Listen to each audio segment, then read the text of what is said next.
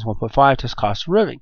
So we know that we're going to put in our calculations. So I'm going to put 2 spaces there just so I can see visually where the input and outputs are happening, the prompts and the inputs, and the calculations. So now we're going to put the calculation. Let's see, total roof cost equals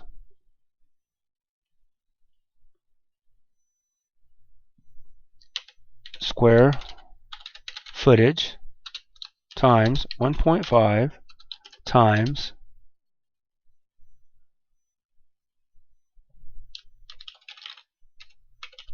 roofing cost. Now again, that's the total roof cost is equal to the square footage, which is input by our input here, times 1.5, which is a unnamed constant that was given to us, and roofing cost, which is the constant for how much the roofing costs per square foot. So now we'll hit enter and do the next ones.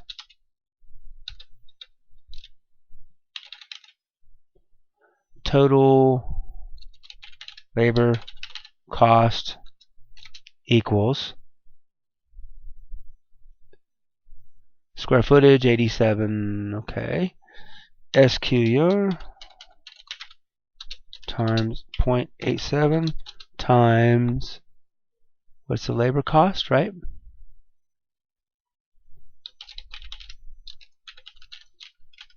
Oops, make it all caps, Dave. There you go. Now we want total lumber cost equals, and we want amount of lumber needed and the cost of lumber per linear foot. And so we made our variables were lumber linear foot and lumber cost. So it's lumber linear foot times lumber underscore cost. Then we'll look for total nail cost equals nails required times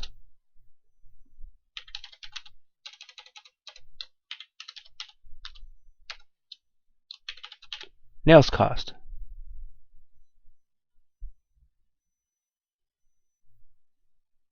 Oh, only used and just called it nail, not nails.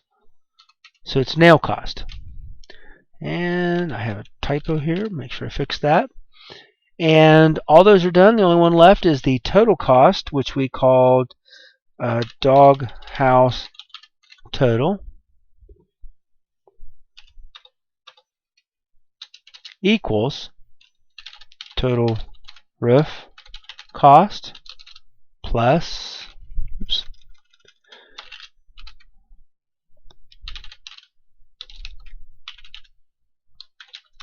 total labor cost plus total lumber cost plus nail cost. And typos will galore. Fix them up.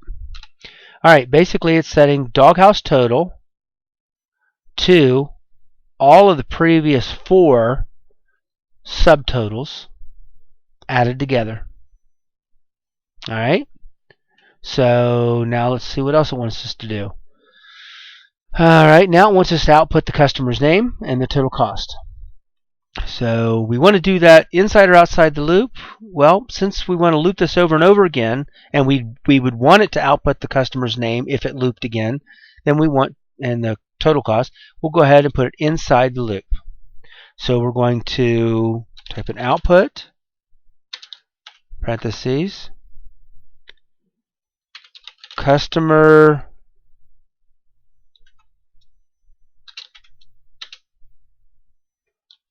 plus, and then the client last name is the variable. So that will output customer colon let's put space is already there. Then Johnson, if Johnson happens to be what's in the variable. And then output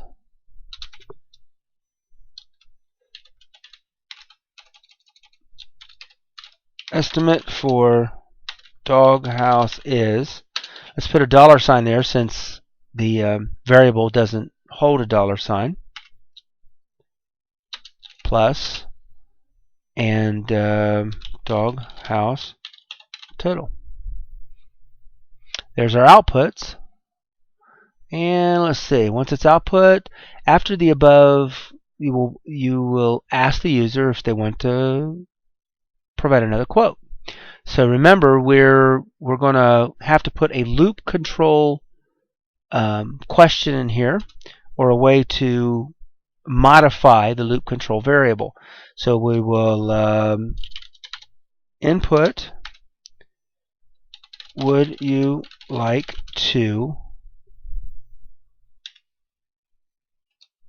enter another quote? And we'll go ahead and give them the correct input, Y or N, lowercase. Then comma, another quote is the variable name. So when it gets to this point, it's going to print out, would you like to enter another quote? Yes or no, comma, and then it'll take the input and store it into another quote variable, or the variable called another quote. It will go back up to the while loop again, or the first line says while another quote is not equal to n. If it is n, then it'll go ahead and quit. If it isn't, it'll repeat this process. But if it is n, then it's going to go to the end while and go to the next line. Well, what does it want to do? If the input's an n, the program will say goodbye and terminate. So we'll put down here, output goodbye, and it terminates, stops. Now that is the most basic form of this program. You wouldn't have to do anything else with something this size, and it would work absolutely perfectly. But if you'd like to take it to the next step and use modules, you certainly can do that. Notice how, again, I said I want to make all my outputs, or my my user input, put them, kind of group them together. That's so if I wanted to create a module, I could simply cut them with Control X, and in their place I will put a name for that. So we'll just call it user get user input parentheses,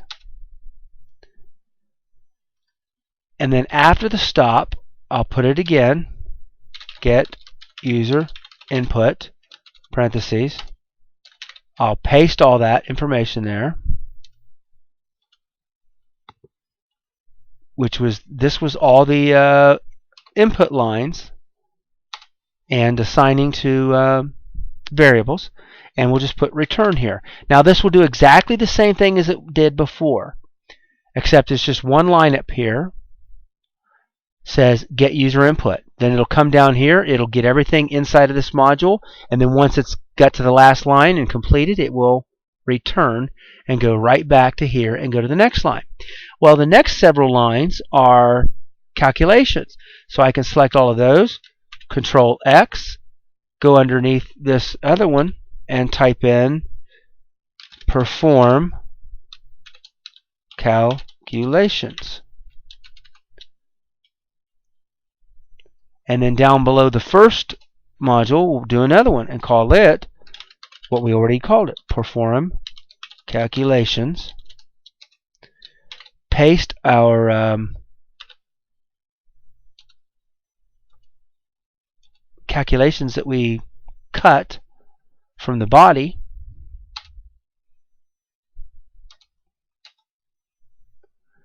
and we'll put a return there.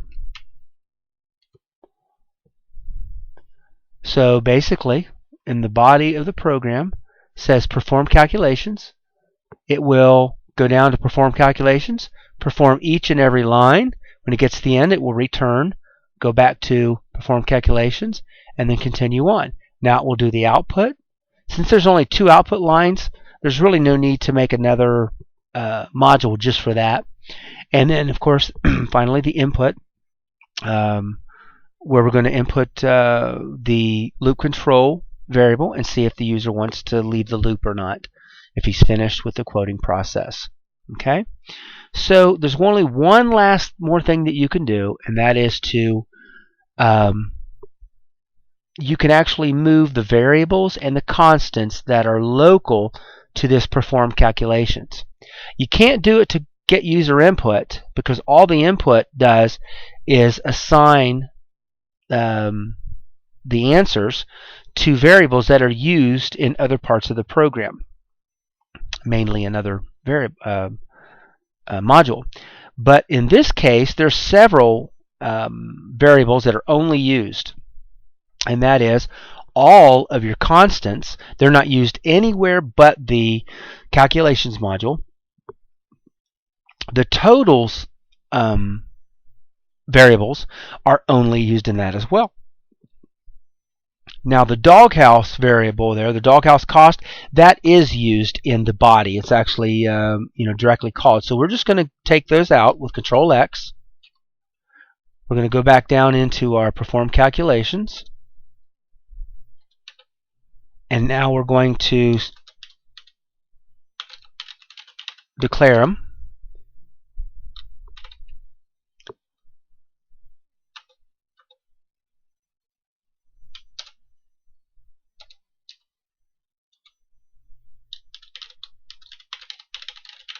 And put an end declarations like that, and that's it. We're done. So because these are only used, lumber, roofing costs, nail costs, and these totals are only used in this whole program, just in this module, then we can declare them in this module, and they are considered in scope. No other place in the program can call any of these and be able to use them, but that's okay because they're only used in here. The only thing that gets returned out of this is the doghouse total. That's a global variable, so all these other things are actually just temporarily used.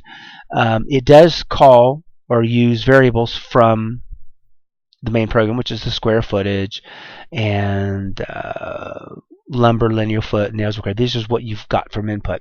Better than that, you're good to go. The program is complete. I hope this makes it clear what you can do. Again, you don't have to do all the modules. You could stop where we did earlier, where it's all in one long body, and that's fine, especially for a small program like this. But ideally, you want to get used to using these modules, because as we continue on, modules become more important and make these larger programs more handleable.